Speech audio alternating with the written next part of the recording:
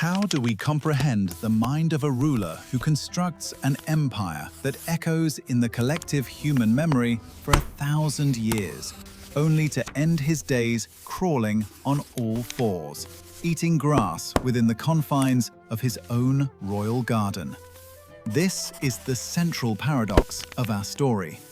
In the vast, ancient lands stretching from the warm waters of the Persian Gulf all the way to the borders of Egypt, an entire empire crumbled into absolute ruin. The formidable Assyrian Empire, a massive military superpower that had dominated the Near East for centuries, completely collapsed. Nature and history abhor a vacuum. From the ashes and the profound power vacuum left by Assyria's demise, a brand new power was violently born.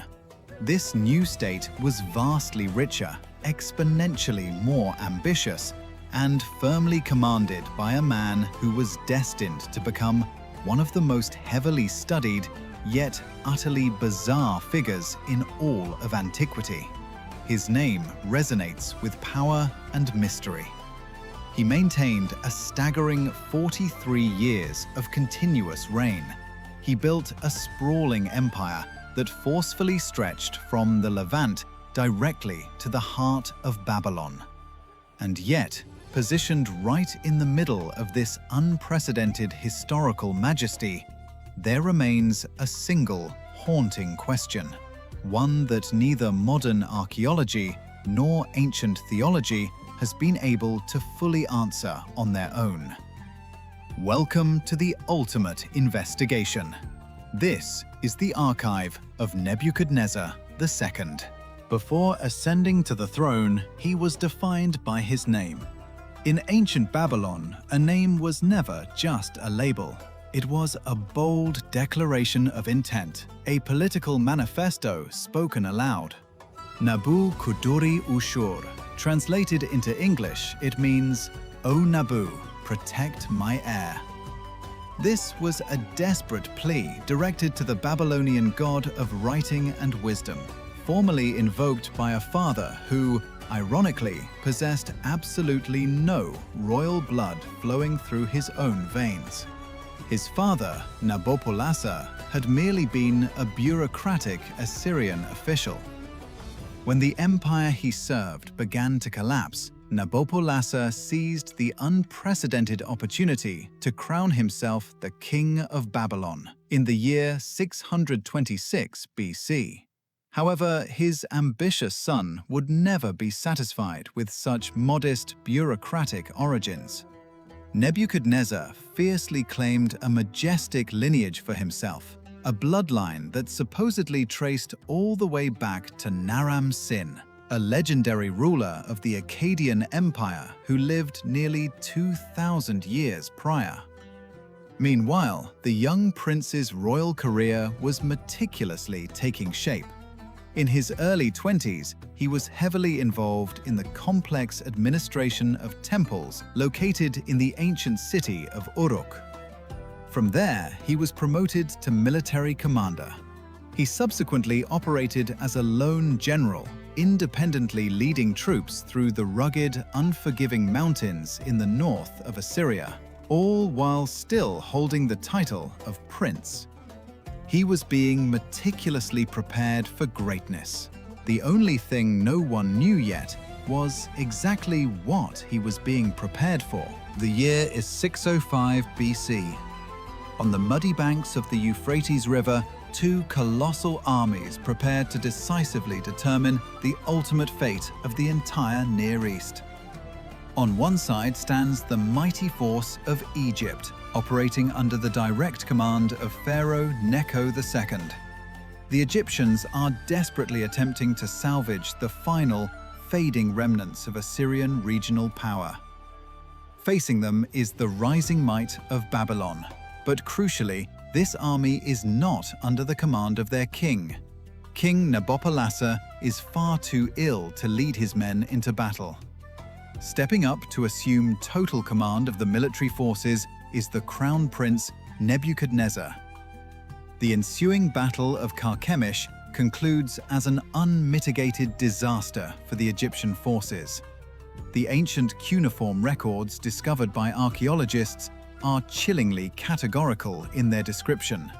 The fleeing Egyptian troops were ruthlessly hunted down and pursued all the way to Hamath, where they were completely annihilated.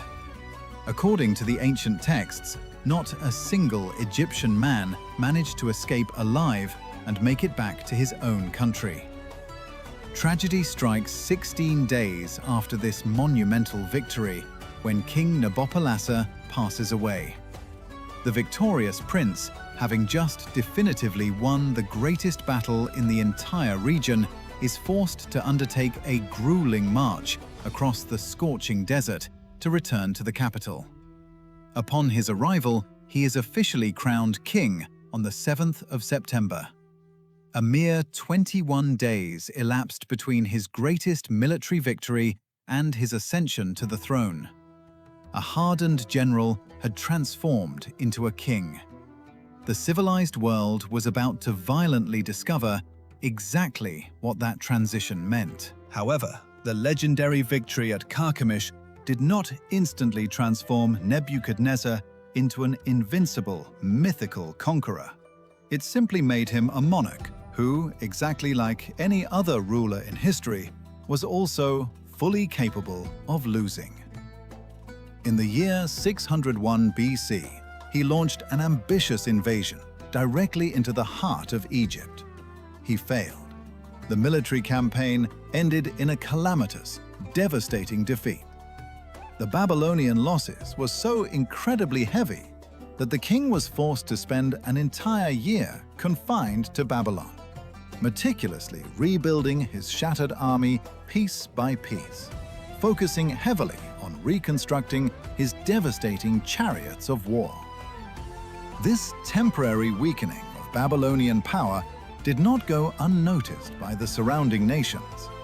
Subjugated vassal states, including the Kingdom of Judah, ceased paying their required tributes to Babylon, gambling heavily on the assumption that Egypt would act as their protector.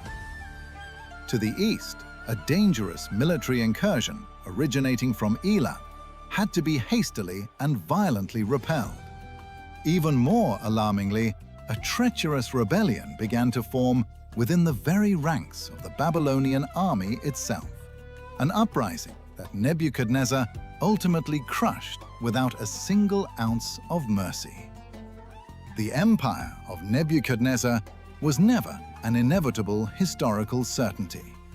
It had to be fiercely defended, year after grueling year, against constant existential threats that emerged from every possible direction, including from within his own borders. Throughout American history, the biblical narrative of Babylon has been heavily ingrained in our cultural consciousness, but no segment of Nebuchadnezzar's reign is as heavily documented as his interactions with Judah.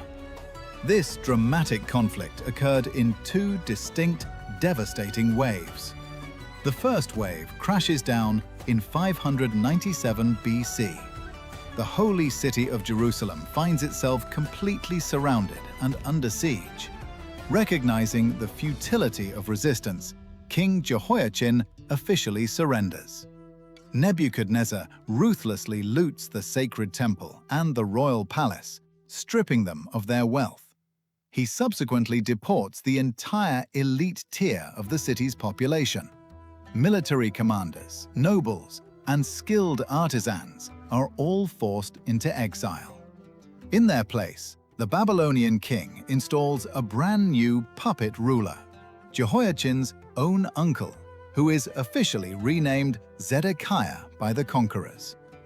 For a period of a decade, this imposed political solution manages to hold together. This uneasy peace lasts until Zedekiah, foolishly placing his trust in hollow promises of military support from Egypt, decides to launch an open rebellion against Babylon. Nebuchadnezzar's second response completely lacked the calculated leniency of his first intervention.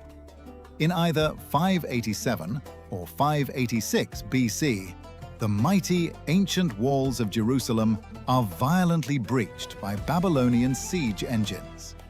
Solomon's Temple, a magnificent structure built centuries prior, is completely and utterly destroyed. This cataclysmic event marks the brutal beginning of the large-scale Babylonian exile. Meanwhile, over on the Phoenician coastline, a grueling, grinding siege against the island city of Tyre drags on relentlessly for 13 long years. The contrast is stark. The first time, Nebuchadnezzar merely changed the local king. The second time, he violently erased the entire city from the map. But how do modern historians actually know that all of this happened nearly 2,600 years after the fact? The answer is profound. It is not exclusively the biblical text that preserves this history. It is the ancient clay of the earth itself. In the year 1956, a dedicated Assyriologist named Donald Wiseman successfully translated a fragile clay tablet that is universally known today as the Jerusalem Chronicle. This remarkable cuneiform text explicitly records the Babylonian siege of the city and even provides the exact date of the Judean king's capture. Modern astronomers have successfully converted this ancient date to March 16, 597 BC. Decades prior to this discovery, a German archaeologist named Robert Koldewey was excavating near the famous Ishtar Gate when he unearthed an administrative archive belonging to the Babylonian palace.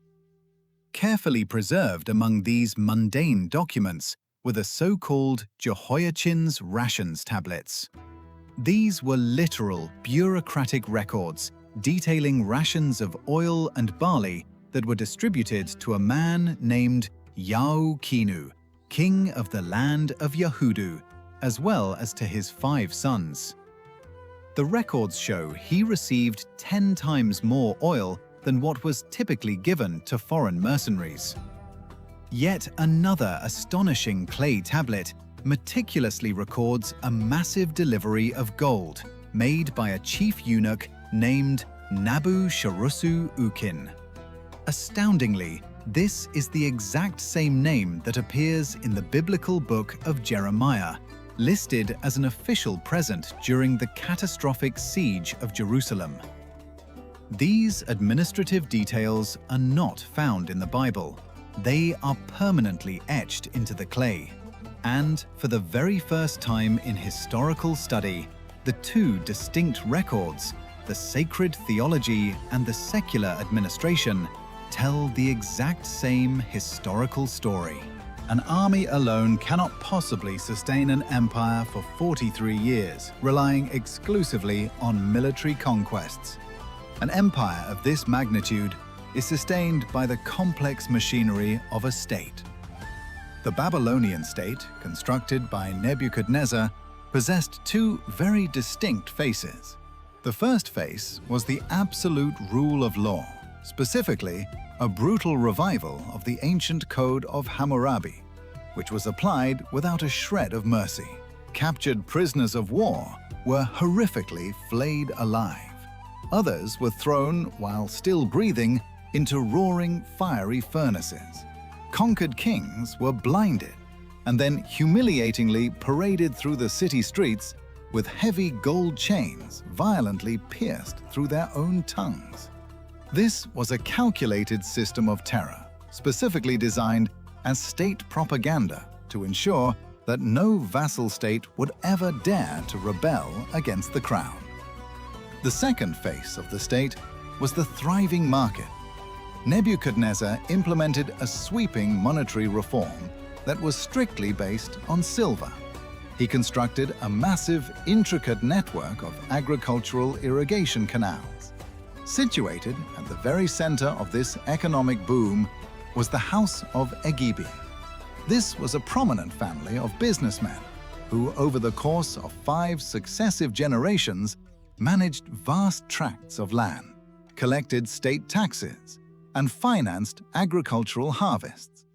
They were so wealthy and influential that they even entrusted the daily management of a bustling tavern, which housed a staggering 9,000 liters of stored beer, to an enslaved woman named Ishunatu. The incredible paradox of this ruler is evident. The exact same king who brutally blinded rival monarchs was also simultaneously financing apprenticeship contracts for tradesmen. Both of these realities existed at the exact same time, emanating from the exact same throne. Interestingly, in all of his own personal royal inscriptions, Nebuchadnezzar never once refers to himself as a military conqueror. Instead, he prefers to call himself the faithful provider. He also utilizes the title of the continuous beautifier. He deeply believed that he governed the world under a divine mandate granted by three specific deities. The first was Marduk, the supreme king of the gods and the ultimate protector of Babylon.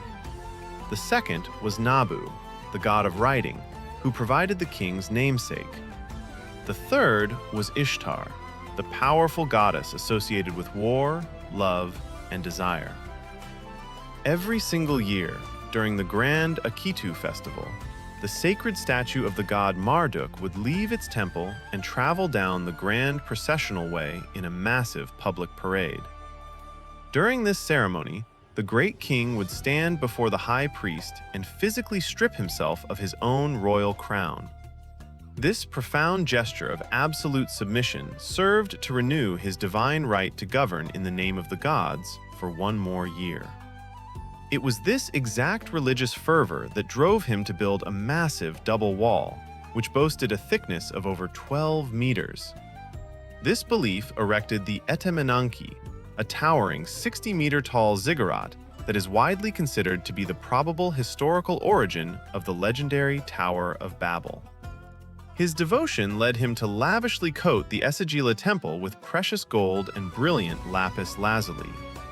He covered the iconic Ishtar Gate with stunning cobalt-blue vitrified bricks, heavily decorated with elaborate sculpted reliefs of bulls, lions, and mythical dragons.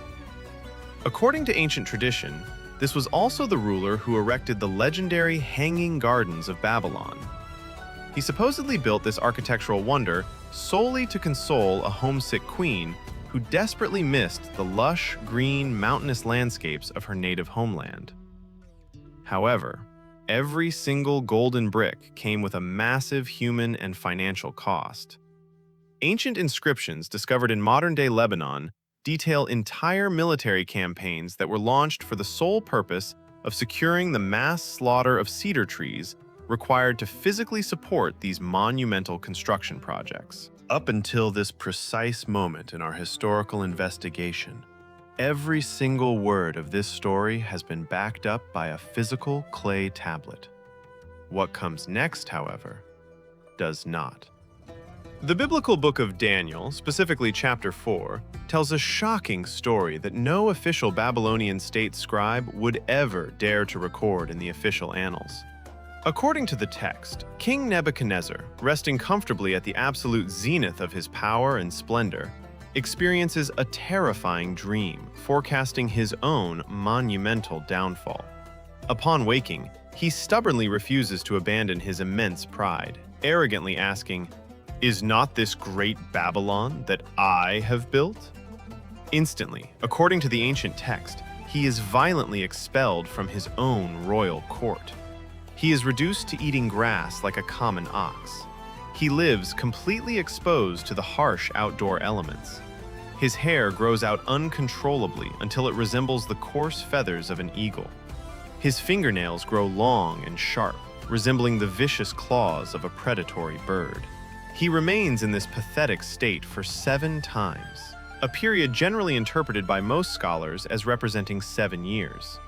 Only then, when he finally humbles himself and explicitly recognizes a divine power far greater than his own, does his sanity finally return to him. Absolutely no royal Babylonian inscription confirms this bizarre event, and it is precisely this glaring absence of official confirmation that makes the story so incredibly intriguing. How do we rationally explain a story that no official state scribe would ever write down, yet has incredibly sustained itself in human memory for 2,600 years? Modern medical psychiatry actually possesses a clinical term for the exact symptoms described in the 4th chapter of Daniel: boanthropy. This is an incredibly rare, delusional monomania in which a human being becomes absolutely convinced that they are a wild animal. If left untreated, the afflicted individual develops the exact type of severe physical degradation that the biblical text vividly describes, including the matted hair like feathers and unkempt nails like claws. Fascinatingly, there is actually an indirect historical trace hidden within the Babylonian records themselves. Archaeologists discovered a severely damaged clay tablet wherein the king openly confesses to a period of 4 years during which he engaged in absolutely no construction projects, nor did he even bother to clean the empire's vital irrigation canals. This represents an unexplained, massive hiatus in his reign. Following this mysterious gap, the official state texts immediately resume their usual, heavily magnified, boastful tone. But there is another compelling historical clue. Deep within the famous Dead Sea Scrolls, researchers found an Aramaic fragment titled the Prayer of Nabonidus. This specific text describes the profound humiliation of a Babylonian king who is isolated in the harsh desert for 7 years, and who is ultimately cured through the spiritual intercession of a Jewish diviner. However, the name recorded on this ancient fragment is not Nebuchadnezzar. The name is Nabonidus. Nabonidus was actually the final king of Babylon, and historical records confirm that he did indeed disappear from the capital for nearly a decade, living in self-imposed exile in an oasis located deep in the desert. Did later historical traditions mistakenly confuse these two distinct kings centuries after the fact? It is entirely possible. Yet Berosus, a Chaldean priest living in the 3rd century before Christ, was already telling a remarkably similar version of this madness story specifically attributed to Nebuchadnezzar, and he was telling it long before the Dead Sea Scroll fragment even existed. Secular history cannot definitively confirm the madness, but history cannot definitively discard it either. King Nebuchadnezzar ultimately died of natural causes on October 7, 562 BC. He was nearly 80 years old at the time of his passing. An absolutely extraordinary longevity for a human being living in that ancient era. He died holding his final grandiose title, King of Sumer and Akkad, King of the Universe. The massive, sprawling empire that took him 43 grueling years to meticulously construct could not even survive a quarter of a century without him at the helm. His son, proving far too weak to hold the throne, was rapidly followed by a chaotic succession of violent palatial usurpations. Finally, in the year 539 BC, as a direct result of internal treason, the great city of Babylon, the very fortress that he had desperately tried to make impenetrable, fell seamlessly to the invading Persian king Cyrus II. Despite the fall of his empire, Nebuchadnezzar's massive shadow never truly disappeared from the world. Fast forward to the 1980s, and we see the Iraqi dictator Saddam Hussein ordering the grand reconstruction of sections of the ancient palace of Babylon.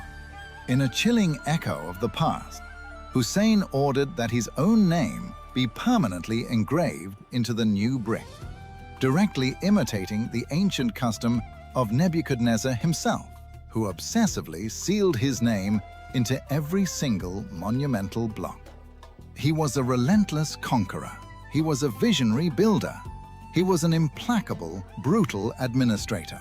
And, just perhaps for a period of 7 times, he was a wild, tragic beast, wandering in his own royal garden.